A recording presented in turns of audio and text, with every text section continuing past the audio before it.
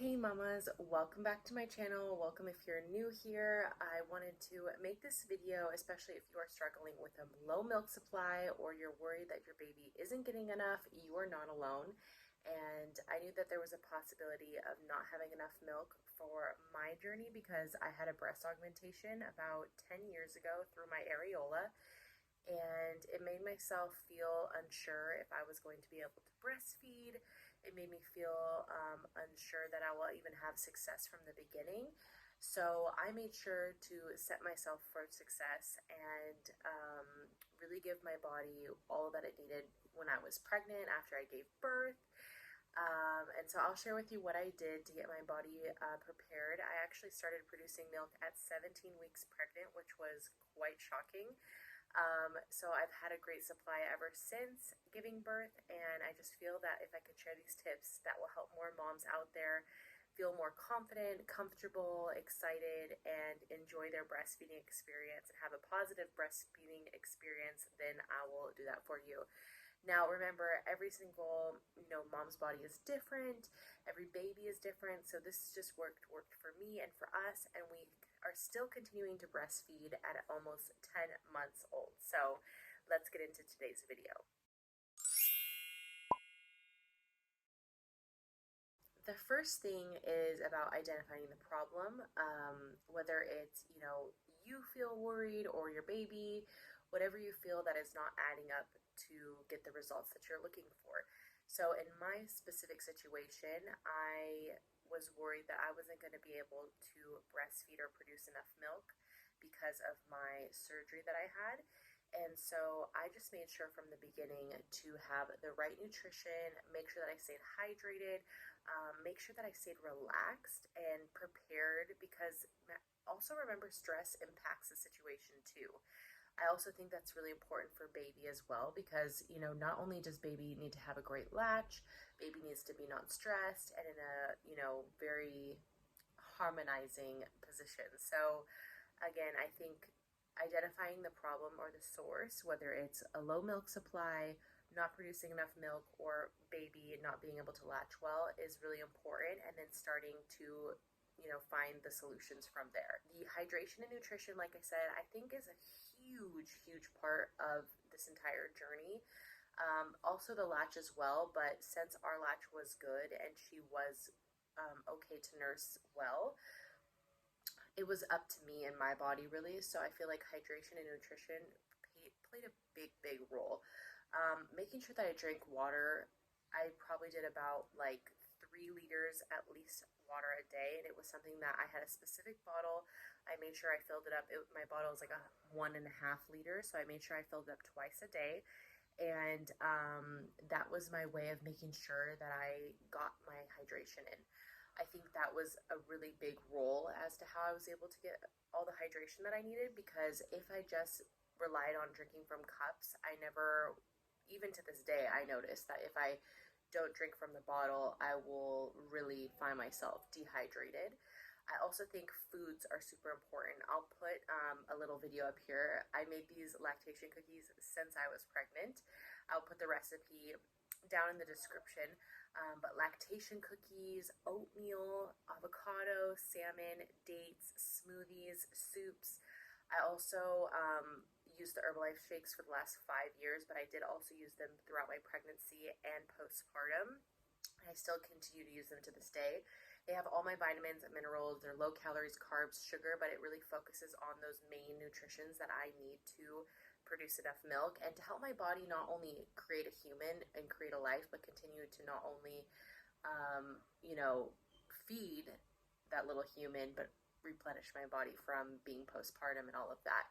So you guys know I'm a big believer in the shakes, because sometimes not only before I had a baby, but now I just find myself so busy, and I just feel that they're really changed my life and how I'm able to get all the nutrients that I need right when I wake up in the morning. And I think that's a big role as well. Like I said, hydration and nutrition, I can't say it enough.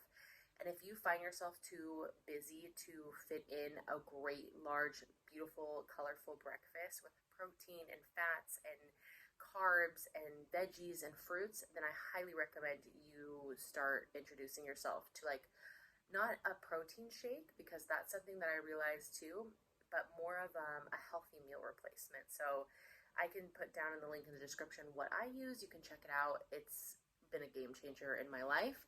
Um, but yeah, like I said, I noticed that when I even today, when I skip breakfast, my afternoon feeds will be less, full of milk. I'll find myself, more tired, more anxious.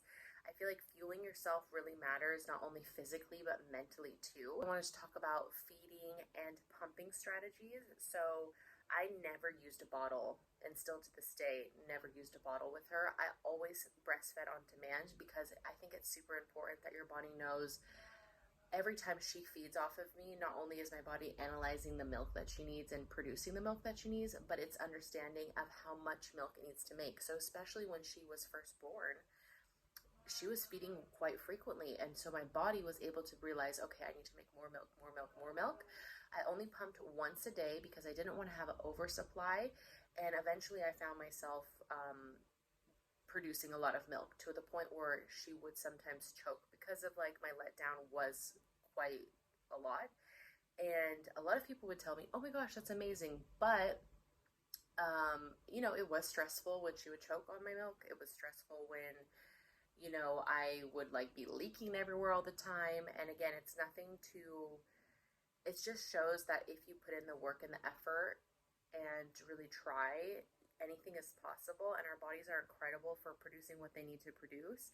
And I went from not thinking I could breastfeed to breastfeeding and being able to store milk and have a very, I guess you could say, large quantity of letdown. And that's why I only pumped once a day. And I stored that milk, of course, which that was very encouraging and exciting. The pump that I used was Loop Pump, and I will like put a little video of it up here. And it was a hands-free machine. It worked really well. I still use it here and there. I don't use it as often anymore, simply just because my freezer is full of milk and I need to find more room if I pump more milk. But yeah, storing it in the freezer was great. I never even really had to use it, so I'm using it more for like baths or, myself, just kind of as like, I never really, like, I always use it in case like she needs to have it on like a bug bite or maybe a diaper rash, those kind of things. I mean, she's never really even had a diaper rash, because I literally use breast milk for anything and everything. But I still keep a stock just in case, because you just never know what can happen. And that also leads me to rest and stress management. Honest talk, you guys, I feel like when I slept more, my supply increased. When I would listen to my body and, feed it food. Like, I have a lot of friends that like are so worried about getting back in shape and being in their pre-pregnancy body and really stressing about that I feel like, I realized my body is going to be doing something incredible for another life while I'm pregnant and while I'm postpartum and breastfeeding. And to put my body under that physical stress, I don't think is worth it, because it's already doing a lot. Like right now, I'm recovering from, even 9, almost 10 months postpartum. I was pregnant for 10 months. My body is still recovering from that experience. My body is still producing milk for this darling little child. I'm still, I've even got my period back after 2 months of giving birth. So my body is going through a lot of things that I feel like adding a stressful workout regimen and diet is just not going to help the situation. I do make sure I move my body in a pleasant and joyful way. We go for our walks, we get outside, and do those kind of things. But I started to work out again, and I found myself getting a little bit stressed physically and mentally, that I stopped doing the workouts, and I just went back to, walking and stuff, because I feel like that can do a big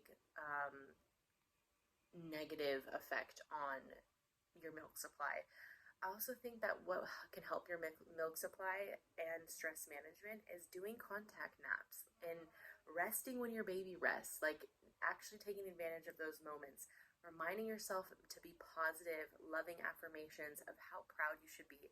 Sometimes we focus on, what our body looks like on the outside, and focus on that too much, to where I remind myself all the time, I cannot believe what my body has created and has continued to do for me. So keeping that, stress in your body literally can shut down the letdown reflex. It can, really affect your mindset. And I think your mindset is what matters. And it's more than anyone really realizes. So, focusing on nutrition, hydration, rest, stress management, also natural boosters to help encourage the milk. So, always incorporated like the natural foods, like I said, to encourage milk production, like oats and also moringa. I've had a few friends that really have struggled with their milk supply, and I told them about moringa, and that really has helped them increase their milk supply. Fennel tea, daily vitamins for my Herbalife shake really, I think, were important to getting all those vitamins, minerals, antioxidants, proteins, hydration, electrolytes, all the things that you need. But remember, you guys, always check with your healthcare provider before trying anything new. So, like, I always made sure to check and before I incorporated something, that it would be okay for not only me but my baby as well.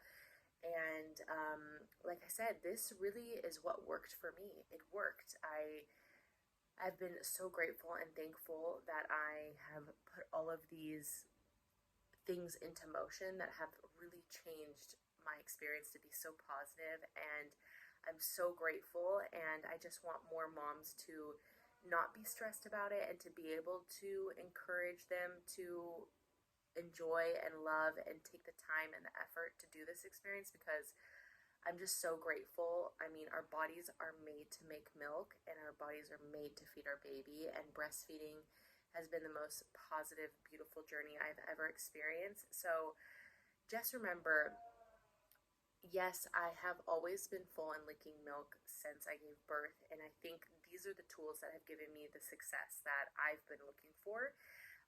And just remember, be patient. Your body can catch up if you give it consistency and care and extra love. I think if I could tell myself one thing or like give advice to someone, it would be stop downing your body. You're doing amazing things, and your body can too. And the more you encourage that thought and momentum in your daily life and routine, the more you're going to see success. And remember, consistency is key. It's not going to happen overnight, but it can happen. If this helped you, make sure you give this video a big thumbs up. It will help more moms like you find this video. You can also share it with a mom that is on the same journey as us. All the breastfeeding mamas, I just am sending so much love and care and support. We need to stick in this journey together. And of course, don't forget to subscribe if you want more real mom tips, or like I share my baby-led weaning journey, meals, postpartum fitness, and mom life, basically living abroad as a first-time mom, stay-at-home mom. So yeah, thank you so much for tuning in. Comment any questions or maybe share your experience down in the bottom. We're, like I said, it's an open space here, and all we are here is to encourage one another. There's no judgment, and I'd love to meet more moms out there, or soon-to-be moms out there, on this journey as well. So thanks for tuning in, you guys, and I can't wait to hear from you, and we'll see you all on the next video. Happy breastfeeding. Bye.